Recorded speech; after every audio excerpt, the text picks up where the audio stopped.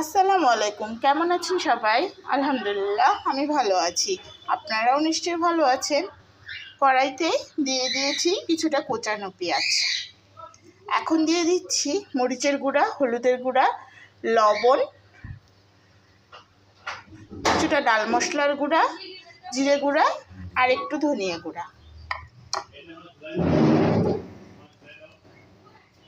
দিয়ে দিচ্ছি। কিছুটা কুচানো পেঁয়াজ আর একটু কেটে রাখা রসুন দিয়ে দিলাম। পরিমাণ মতো তেল। আপনাদের তো এখনো বলাই হয়নি আমি আসলে কি রান্না করতে যাচ্ছি। আমি আজকে এই আলু আর সবুজ শাক আর মৌকা মাছ দিয়ে বা মলা মাছ দিয়ে চটচটি করব।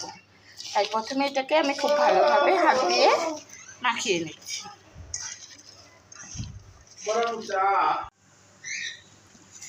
দেখেন আমি শাকগুলোও দিয়ে দিয়েছি। শাকগুলো আমি কুচি কুচি করে কেটে নিয়েছি। শাকগুলো আমি আলুর সাথে এখন খুব ভালোভাবে মাখিয়ে দিচ্ছি।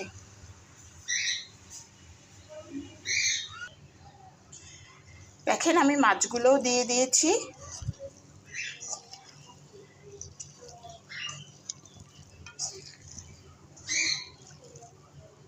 এভাবে হাত দিয়ে মাখিয়ে ছোট মাছ দিয়ে শাক দিয়ে চটচটি করলে খেতে খুব ভালো লাগে।